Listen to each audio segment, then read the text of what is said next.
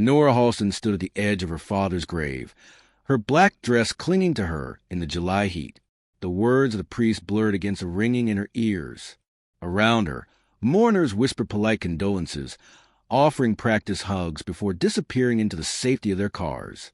Her mother, Evelyn, stood motionless, face a porcelain mask, eyes fixed on a casket, as if she could shut on both her husband and the years of bitterness between them. Nora stayed until the last handful of dirt was thrown. That night, long after the guests had gone and her mother had retreated behind a closed bedroom door, Nora found herself in her father's study, the room he'd always kept locked. She had the key now. She meant to find photographs, maybe some letters she could read later when the grief wasn't choking her. Instead, tucked in a worn leather box beneath a stack of tax returns, she found them. Letters. Dozens of them. All written in looping, elegant handwriting. All addressed to her father. All signed, "With all my heart, Lila." The earliest dated back to 1984, a year after Nora was born. At first, she thought they were from an old flame, maybe harmless, maybe even before her mother. But as she read through them, it became achingly clear. This wasn't a fling. This wasn't before Evelyn. This was during. Lila wrote of weekend trips to Maine, secret anniversaries, whispered promises to one day stop hiding. And in one of the later letters, from 1997, "She looks just like you. Same stubborn jaw. I named her Grace, but you know her by the eyes. You both have that same impossible stare." Nora dropped the letter as if it had burned her. Grace. Her father had a child with this woman, her half-sister, and Nora had no idea she existed. The next morning, with no plan but a gut-deep need to know, Nora searched the name, Grace Langley. It didn't take much. Social media, a few public records, and there she was, 26, lives in Boston, works in an art gallery. Her face. God, it was like looking in a mirror through a funhouse lens. Different, but undeniable. Nora stared at the screen for what felt like hours. What had her father been to this girl? A visitor? A stranger? A ghost who sent checks in the mail? Was Grace mourning him too? Or did she not know he was gone? Or worse, did she not know he existed at all? 3 days later, Nora walked into a Boston gallery under the guise of admiring abstract sculptures. Grace stood behind the counter, laughing at something on her phone. Nora felt her stomach knot. This was insane. She should turn around. Forget the letters. Forget the past. But Grace looked up and their eyes met. And in that second, Nora knew. Grace blinked, almost frowning, like she recognized something in Nora's face. "Hi, can I help you?" Grace asked, her voice light. Nora's mouth went dry. She opened it before she could stop herself.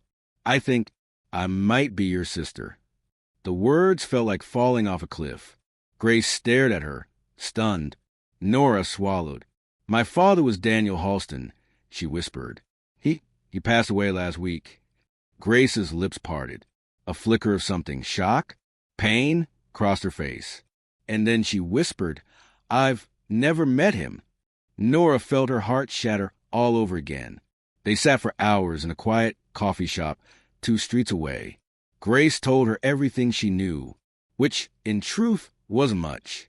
Her mother, Lila, had told her she was a beautiful accident. Her father had been a married man, with a family, a man who'd promised more than he gave, a man she'd never met, except in the stories her mother spun on lonely nights. She'd never thought she'd meet his daughter. Nora learned things, too. That Lila died 5 years ago. That Grace had wondered, in quiet moments, if she had siblings out there. That she'd stopped hoping a long time ago. When the sun dipped below the Boston skyline, Grace said quietly, "So what now?" Nora gave a hollow laugh. "I have no idea." They sat in silence for a while. 2 strangers with the same blood, bound by a man who'd kept them both apart.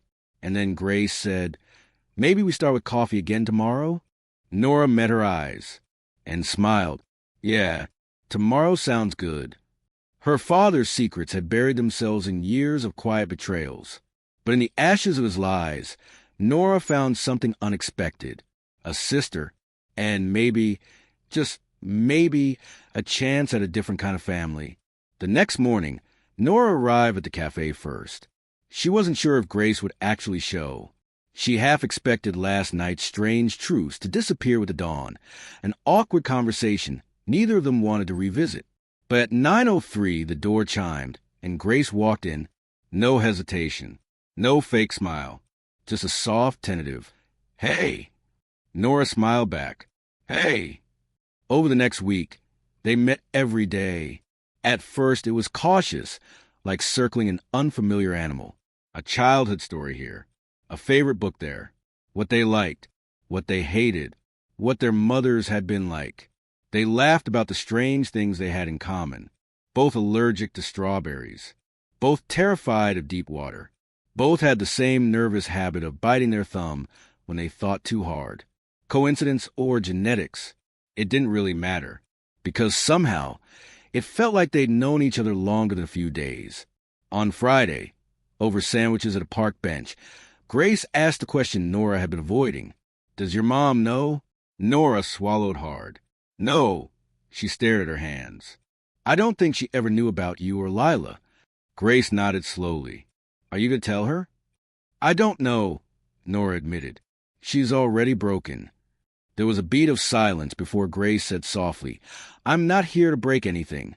Nora met her eyes, and in that look was something stronger than anger, stronger than betrayal, a quiet understanding, a shared grief for the man who'd played them both.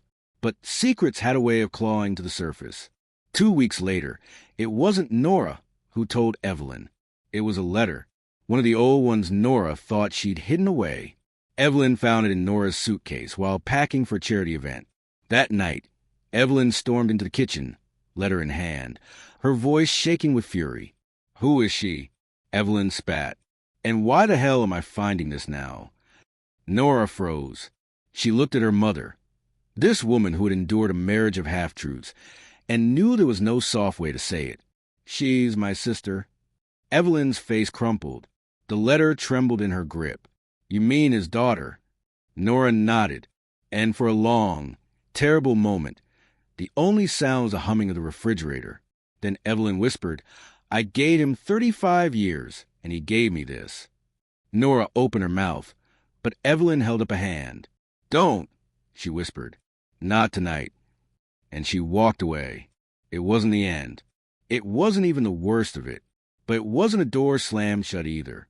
A few weeks later, Evelyn met Grace. It was strained, stiff, but civil. A start. By fall, Grace came to visit Nora in Maplewood. They laughed at how awkwardly perfect the town was, how everyone seemed to know everyone else's business. Grace fit in like she'd always belonged. And on what would have been their father's birthday, they sat by the lake, just the two of them, watching the water turn gold under the setting sun. "I used to think I was a mistake," Grace said quietly. Nora shook her head. "You're not." Grace smiled, wiping at her eyes. "Neither are you." Nora reached out and took her hand. They sat there in silence. Two sisters, bound by blood, by betrayal, and now by choice. Spring came before either of them realized how much had changed. What started as cautious conversations turned into shared weekends, inside jokes, and a sisterhood neither of them had expected. Grace wasn't just some shadow from their father's past. She became Nora's present. And Evelyn, she softened bit by bit. She never forgave Daniel. But in Grace, she found something she never thought she'd have. Another daughter who hadn't asked for any of this, but still chose to stay. On a crisp April morning, the three of them sat together at Nora's kitchen table, coffee cups in hand, sunlight pouring through the windows. No accusations, no ghosts, just three women finding a way forward. "I guess none of us really knew him," Evelyn said quietly. Nora met Grace's eyes across the table. "Maybe we didn't need to, because sometimes family isn't about the people who break you. It's about the ones who stay when the truth comes out." And as they laughed together that morning, over nothing in particular, Nora realized this was the family her father never gave her, the family they chose to build for themselves. And that was enough.